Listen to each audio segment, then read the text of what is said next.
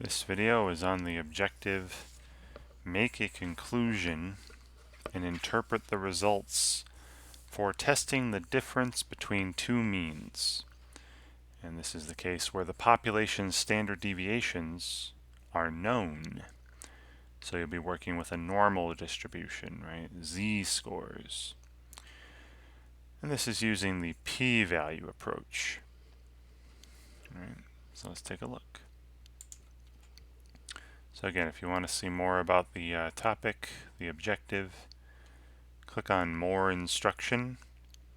Look at their videos, their notes, their examples, and hopefully all that stuff helps you out as well. Alright, so here we have Kayla Green is a team lead for an environmental group for a certain region. She is investigating whether the population mean monthly number of kilowatt hours used per residential customer in the region has changed from 2006 to 2017. So her claim here, what she's investigating, is whether the average number of kilowatt hours used, per customer in 2006 is different. Has it changed? Is it different than it is in 2017? Okay.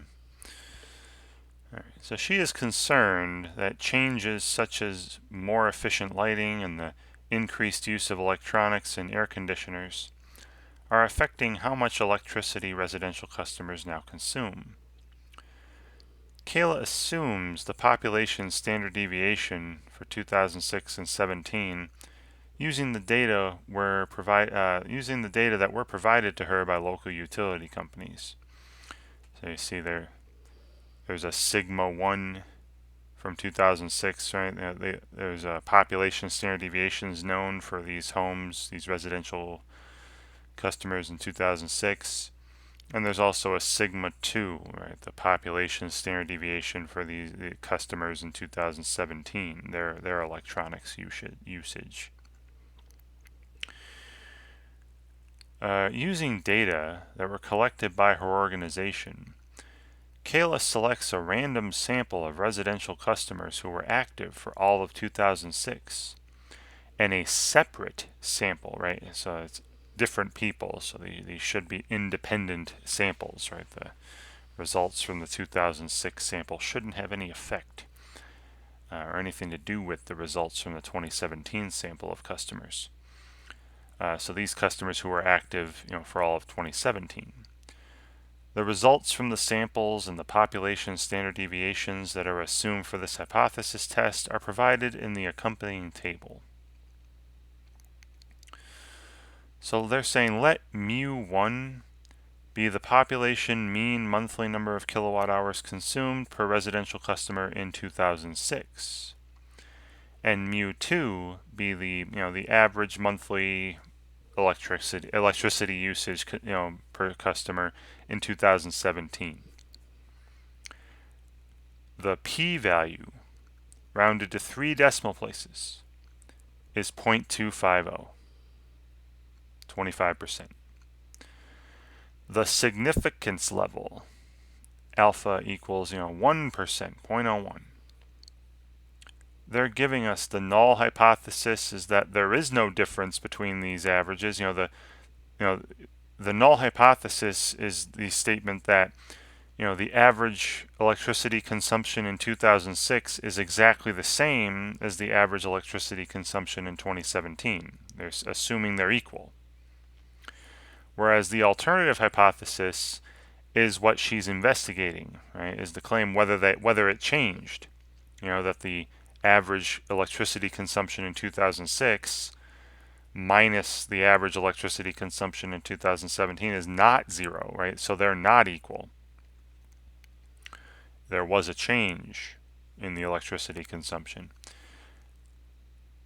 So then which of the following statements are accurate for this hypothesis test? So you're going to select 2 of these. One of the first 2 where it says reject the null or fail to reject the null. And then the conclusion, one of the last 2 is the proper conclusion. Now, you don't have to do anything here, really. There's not a lot to do. They gave you the p-value. The p-value is 0.25.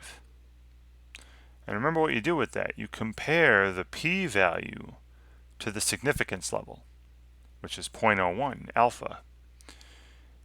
If the p-value is less than or equal to alpha, you're going to reject the null hypothesis. And if the p-value is greater than alpha, which is the case here, the p-value is 25%, the significance level is only 1%. Remember, if the p-value is greater than alpha, you don't reject the null hypothesis. So this one here. I fail to reject the null hypothesis that the true difference between the population mean, monthly number of kilowatt hours in 2000 used in 2006 and the amount used in 2017 is equal to 0. We're going to keep that. We're going to stick to that.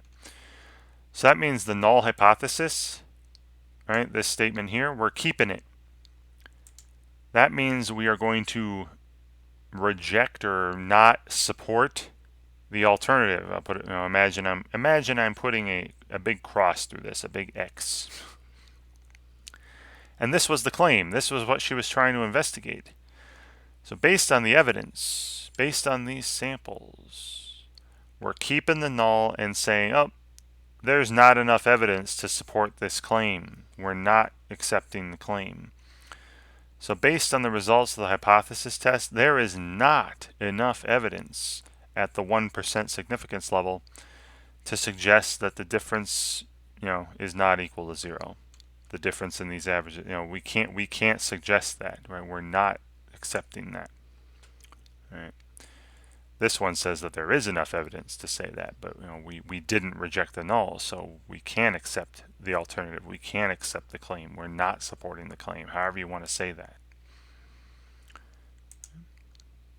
So again, pretty easy one here, because they gave me the p-value.